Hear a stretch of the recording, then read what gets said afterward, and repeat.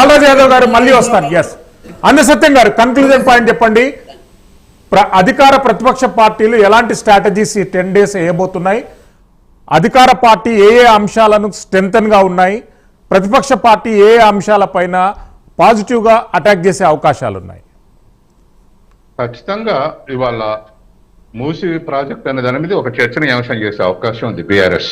హైడ్రా కూడా చాలా కీలకంగా మారింది. అట్లాగే హైడ్రా ఇష్యూ చేసిన ఇవాళ నాకు బాలరాజు మిత్రులతో ఒక విషయం, హైడ్రా ఈక్వల్ గా అందరిని ఈక్వల్ గా చూడాలనేది కరెక్టే, కానీ హైడ్రానే వద్దంటే మరి ఇప్పుడు కాంపోనెంట్ 3 కాంపోనెంట్ ఉన్నాయి అర్బన్ లో. ఒకటి మున్సిపాలిటీస్, ఇంకోటి రెవెన్యూ, ఇంకోటి టౌన్ ప్లానింగ్. వీళ్ళు ఉన్నారు. వీళ్ళందరి ఆశీస్సులతోటే పబ్లిక్ పార్కులన్నీ ఆక్రమిస్తారు, కుంటలన్నీ ఆక్రమిస్తారు. ఆక్రమించిన తర్వాత పరోక్షంగా రాజకీయ నాయకులు కూడా ఏ పార్టీ అయినా కానివ్వండి వీళ్ళందరూ సపోర్ట్ తోటి మొత్తం ఆక్రమించారు.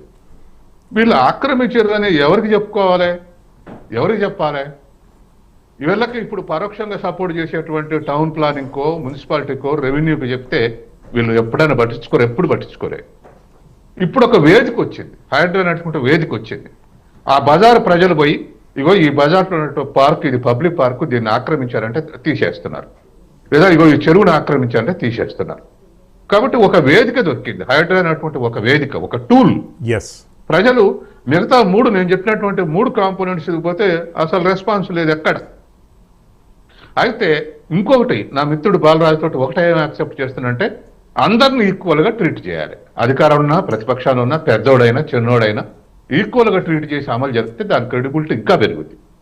కానీ హైదరాబాద్ అంటే ఇంకో పేరు మీద ఇంకో వేదిక కావాలి, మరి ఇమ్మీడియట్ గా రియాక్ట్ అయ్యి వాటిని ఆక్రమణించి తొలగించేటువంటి మరి ఏది లేదు. ఈ నేను చెప్పిన కాంపోనెంట్స్ పరోక్షంగా సపోర్ట్ తోటి ఇవన్నీ ఆక్రమిస్తారు. దానికి ఆల్టర్నేటివ్ ఏంటి? కాబట్టి హైడ్రా ఉండటమే కరెక్టు, కానీ ఆ ట్రీట్మెంట్ చేసేటప్పుడు అందరిని ఈక్వల్గా ట్రీట్ చేస్తే ఖచ్చితంగా ఇది ఒక మంచి పరిపాలనలో ఒక మంచి టూల్గా మనకు లభించినట్లు అవుతుంది.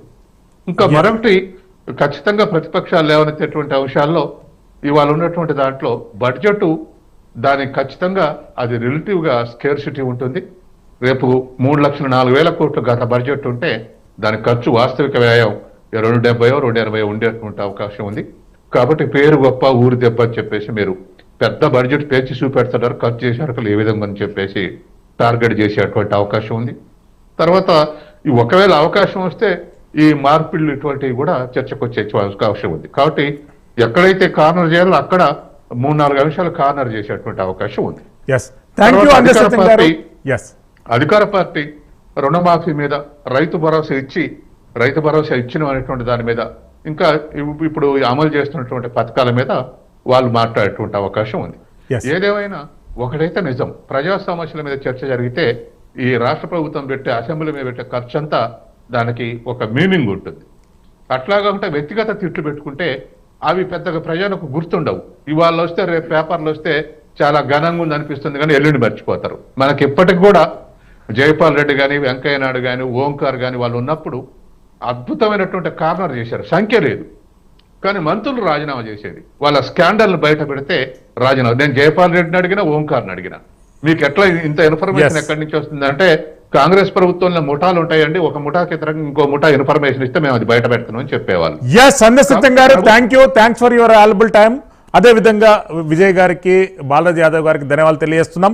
ఏది ఏమైనా కానీ ఇచ్చినటువంటి 6 హామీలు అటకెట్టించినటువంటి విధానం పైన ప్రధానంగా అసెంబ్లీలో 10 రోజుల పాటు చర్చ జరిగే అవకాశం ఉంది. వాటికి అనుసంధానంగా గవర్నమెంట్ ఇచ్చినటువంటి హామీలు ఇంప్లిమెంట్ చేయలేనటువంటి, ఫెయిల్యూర్ అయినటువంటి అంశాలను ప్రతిపక్షాలు హైలైట్గా ముందుకు తీసుకొచ్చేటువంటి అవకాశం ఉంది. కోసమెరుపులాగా మొయినాబాద్ డ్రగ్స్ కేసుతో పాటు హైడ్రా అంశాలు కూడా అసెంబ్లీ వేదికగా చర్చ జరిగే అవకాశం ఉంది. ప్రైమ్ 9 న్యూస్ ప్రైమ్ 10 డిబేట్లో పాల్గొన్న వక్తలందరికీ ధన్యవాదాలు తెలియజేస్తున్నాము. Keep watching prime 9.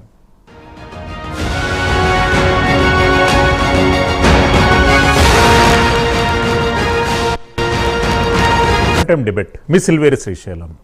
తెలంగాణ